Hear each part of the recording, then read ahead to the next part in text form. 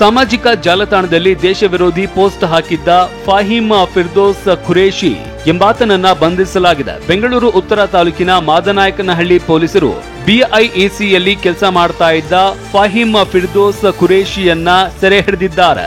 ರಾಷ್ಟ್ರೀಯ ಭಾವೈಕ್ಯತೆಗೆ ಧಕ್ಕೆ ಅಡಿಯಲ್ಲಿ ಕೇಸ್ ದಾಖಲಿಸಲಾಗಿದೆ.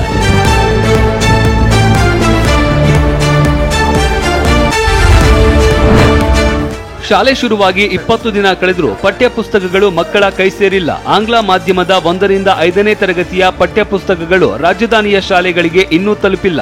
ಜೊತೆಗೆ ಕನ್ನಡ ಮಾಧ್ಯಮದ 40% ವಿದ್ಯಾರ್ಥಿಗಳಿಗೂ ಪಠ್ಯಪುಸ್ತಕಗಳು ತಲುಪಿಲ್ಲ.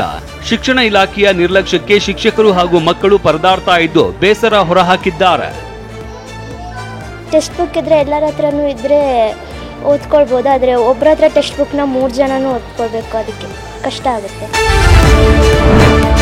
ರಾಜಧಾನಿಯ ರಸ್ತೆ ಗುಂಡಿಗಳನ್ನು ಮುಚ್ಚೋಕೆ ಹಲವು ಸರ್ಕಸ್ ಮಾಡಿದ್ದ ಪಾಲಿಕೆ ಇದೀಗ ಮತ್ತೆ ಆಪ್ನ ಮೊರೆ ಹೋಗಿದೆ.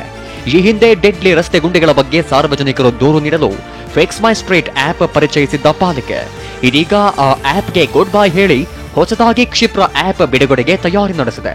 ಈ ಆಪ್ನಿಂದ ದೂರುಗಳು ನೇರವಾಗಿ ರಸ್ತೆ ಗುತ್ತಿಗೆದಾರನಿಗೆ ತಲುಪಲಿವೆ.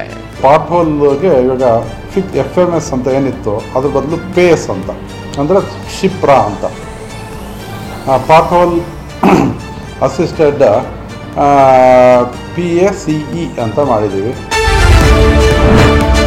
ಯೆಲ್ಲೋ ಬೋರ್ಡ್ ವಾಹನಗಳು ಸ್ವಂತ ವಾಹನಗಳ ಮೇಲೆ ಸರ್ಕಾರಿ ವಾಹನ ಅನ್ನೋ ಬೋರ್ಡ್ ಹಾಕಿದವರಿಗೆ RTO ಅಧಿಕಾರಿಗಳು ಬಿಸಿ ಮುಟ್ಟಿಸಿದ್ರು.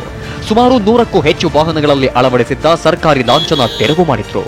ಸರ್ಕಾರದ ಅಧೀನದಲ್ಲಿ ಬರುವ ಸ್ಥಳೀಯ ಸಂಸ್ಥೆಗಳು, ವಿವಿಧ ನಿಗಮಗಳು, ಮುನ್ಸಿಪಲ್ ಇಲಾಖೆಗೆ ಸೇರಿದ ಅಧಿಕಾರಿಗಳು ಸರ್ಕಾರಿ ಬೋರ್ಡ್ ಹಾಕುವಂತಿಲ್ಲ.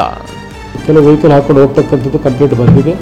ಆ ಹಿನ್ನೆಲೆಯಲ್ಲಿ ಇವತ್ತು ಸುಮಾರು ಒಂದು 7-8 ಕಡೆ ಬೆಂಗಳೂರು ನಗರದಲ್ಲಿ ನಾವು ಸ್ಪೆಷಲ್ ಸ್ಕ್ವಾಡ್ ಅನ್ನು ಮಾಡಿದ್ದೇವೆ.